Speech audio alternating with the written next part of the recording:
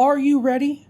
I mean, are you really ready for Spider-Man to swing into the PC gaming world in just 2 days' time on August 12th, 2022? This Friday, Spider-Man is coming. Are you ready? Is your PC ready? I'm going to give you all the details you need to know. We've got new drivers for the game. We've got leaked screenshots as well as graphic settings for Spider-Man that we're going to be going over. I'll also quickly rehash over the system requirements, which I already covered in a dedicated video, but I'll glaze over it here and talk about some potential performance that we could expect to see from Spider-Man when it releases in just 2 days' time.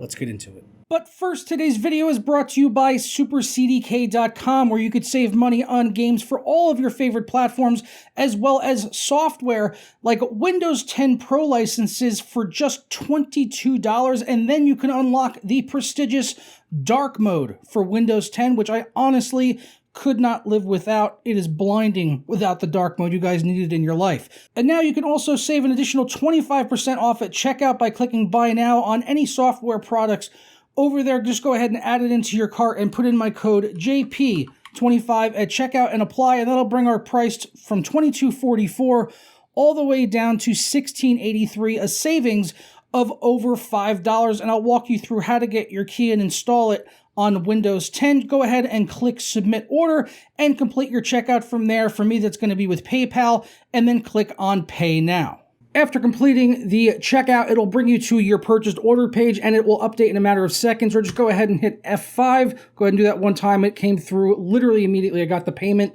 email that it had gone through and the delivery of the product exactly at the same time. Once you're done with that, go ahead and click on View Keys and Codes, and we'll get our code right here that we can go ahead and copy and paste in on Windows 10 by hitting the Start button and type in the word Activate. When you see that activation settings or see if Windows is activated, go ahead and click on that, and it'll bring up this right here, and click on Change Your Product Key or Unlock Windows 10. As I already have Windows 10, I obviously don't need to put in a new key, but just paste it in and then go ahead and click Next, and you are all done and set. For more information on SuperCDK.com as well as the coupon code, be sure to check out the links down in the description below. So in case you can tell by my introduction, I'm a massive fan of the Spider-Man games. I mean, most of the Spider-Man games that we've gotten over the years, like for the last 20 plus years or so, have been pretty good. Like I could think of a lot of really great Spider-Man games, especially on like the original PlayStation, Spider-Man 1 and 2 on there. Fantastic. Going back to the Sega Genesis, playing Maximum Carnage. Spider-Man games have a long tradition of actually kind of going outside the box of licensed products and actually being really good. So when Spider-Man came out on the PS4, I was like jealous that I couldn't play it back then, but ended up getting a PS4 Pro pretty much just to play that, and then replayed the remastered version on PS5, which runs like a fucking mint. Absolutely perfect, so definitely looking forward to it on PC. New features, new graphical stuff.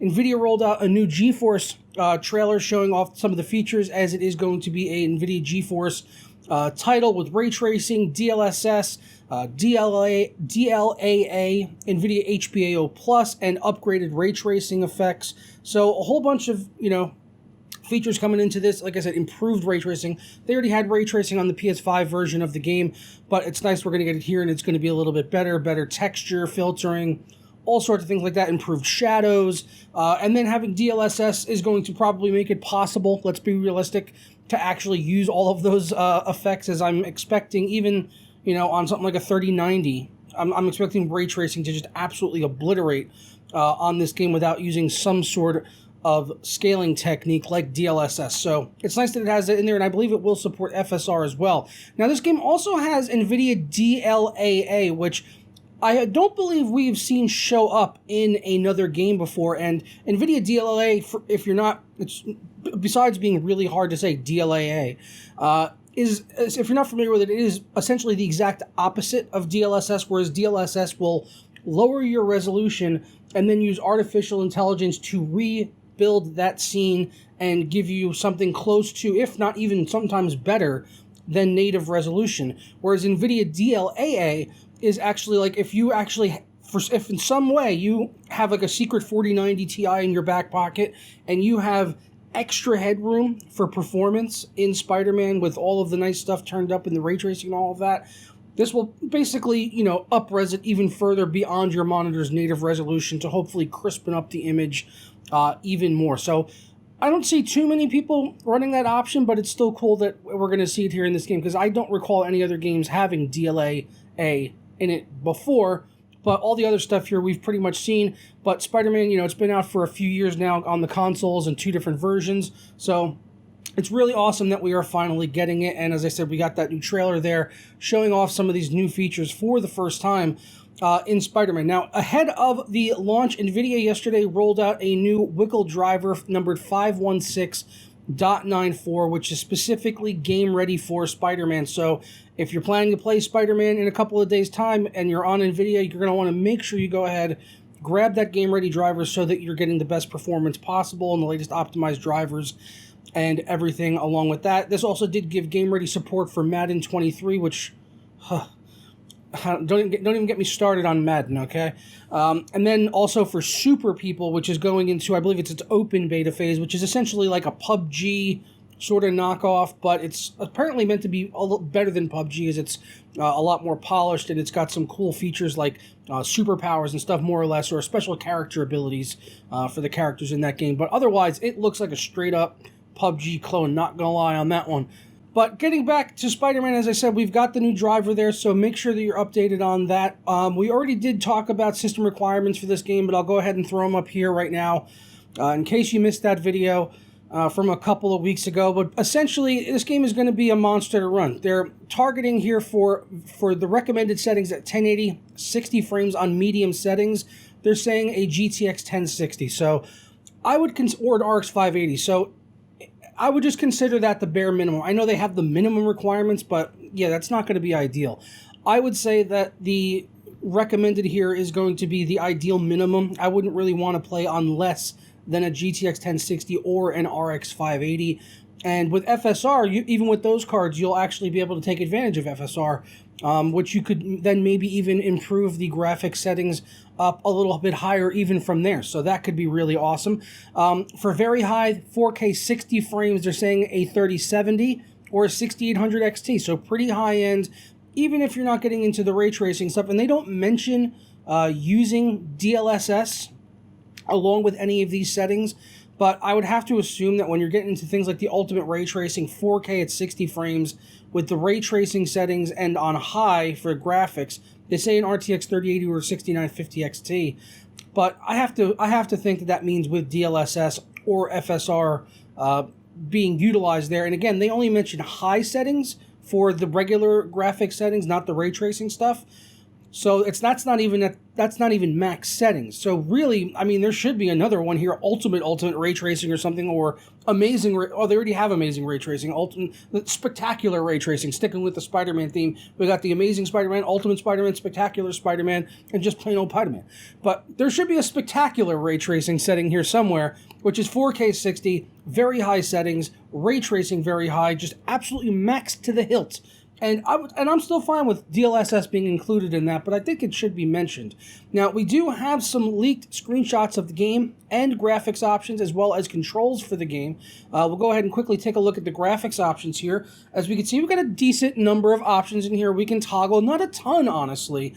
It looks like more than what it is, but most of them are really just stuff that I feel like I'm just going to turn off anyway. Just kind of like quality of life things, like down here, like chromatic aberration, vignette, motion blur. Those are things that I'm just going to turn off because they objectively make the game look worse.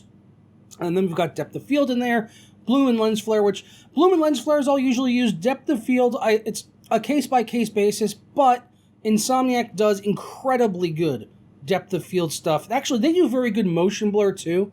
But motion blur isn't really needed when you're playing at 60 frames plus. Motion blur is typically used for games that are running at like 30 frames or sub 30 frames to give them a smoother appearance than what you're actually really getting because you're playing at a lower frame rate. So for PC gaming, I don't feel motion blur is really essential, especially when if you're playing at 60 frames plus. It's just not something that you need to utilize. It's something that they really needed for consoles that are just underpowered and can't run games at 60 frames a lot of the times, although nowadays, obviously, the newer ones can. But yeah, motion blur is in there, and thankfully you can turn it off. They have a slider for that. There's also an FOV slider, which is nice to see, although I wish it had traditional values like in degrees rather than just what seemingly looks like, well, it goes to 10 here, and then it goes even a little further. So what's it going to go up to 15? Weird values, not in degrees that we typically know, like 90 FOV, 100 FOV, whatever. But it's okay. At least field of view's in there. I just wish it was labeled a little differently. And film grain strength, also another thing I would just completely turn off. For geometry, we've got level of detail and weather particle quality. I'm assuming these are all at the highest that they can go, but maybe not, because some stuff is off in here, like ray trace reflections, screen space reflections, ambient occlusions on SSAO. There would be HBO+, so yeah, this conceivably would definitely go higher. Shadow quality, and then anisotropic should go to 16x like every other title for the past 10 plus years. And texture quality is at very high, and the preset is very, so this is the very high preset. We don't know if there's an ultra preset. There could be an ultra preset. I don't know why they wouldn't use the ultra preset if there wasn't one for posting the screenshot. This was leaked out, so we really don't know anything, honestly, beyond what we can see here. But I'm assuming if this is the highest available preset, there's going to be some options in here that you can crank up a little bit further. Like I said, anisotropic should go to 16x. Ambient occlusion, we know that the game has HBO+ from NVIDIA, so that'll go higher than that. And ray trace reflections will be on, so maybe some of these other options like level of detail could go a little bit higher still. But looking at the screenshot here, which is really the only good screenshot we have so far, the game looks fucking incredible. The textures on the ground here look unreal, like definitely better than what I saw on console, and the shadows look great too, like really crisp, very accurate shadows. Like I know they're not even ray trace shadows, but they look pretty damn accurate in terms of their placement and everything like that. And even these NPCs back here, they have their own individual shadows too. So that's all really great stuff to see. And hopefully, you know, once we have it, we could turn these things up even more, crank on ray trace reflections and all of that. I'm hoping that it's going to look even better. We did also get a glimpse at the controls for the game with mouse and keyboard, which do not look ideal. Of course, you can remap them, but having played through Spider-Man twice and Miles Morales twice, I'm going to go ahead and say you're probably going to want to use a controller to play Spider-Man, which is absolutely fine. I think most PC gamers at least own a controller to use for certain games like driving games and platformers and stuff. And for games like that, I have no problem using a controller. It's ideal to use a controller in those types of games, just like it's ideal to use a mouse and keyboard in a first-person shooter. So there you go. Those are the controls, but things like the jump and web zip is on space, and swing and sprint is on shift. It just kind of sounds like a confusing control scheme, and maybe you could get that better, you know, remapping some things. But I think using a controller is going to end up being the best thing at the end of the day. But there you guys have it. That's everything that we've got so far on Spider-Man. This will probably be the last video that I do on Spider-Man before the PC port report, which I'm hoping to be able to get out for you guys on Friday. I've already had a couple of emails going back about getting a review code, and I was told that they'd be coming in very soon. Don't know exactly what that means, but I'm hoping, fingers crossed, to maybe have one by the end of today. And then, of course, I don't know when the review embargo is. I would think it's maybe going to be tomorrow. So who knows? Maybe tomorrow at this time, I could be posting my PC port report if I get the code early enough today, and I can work on it for you guys through the night. So yeah, hopefully that ends up being the case. If not, you know, the review embargo might be on Friday morning when the game actually releases, but I'll just have to adhere to whatever that is, as I don't even know the date or time yet for the embargo. I just know that it's coming out Friday, and I'm not even sure of the release time, honestly. But probably 9 a.m. or noon is typically when they do these things, or it could be a midnight release. But we'll just have to wait and see. Let me know down in the comments below, though, if you are ready to play Spider-Man. Is your PC ready? Is your body ready? Is your mind and soul ready? Are you one with the Spider-Man?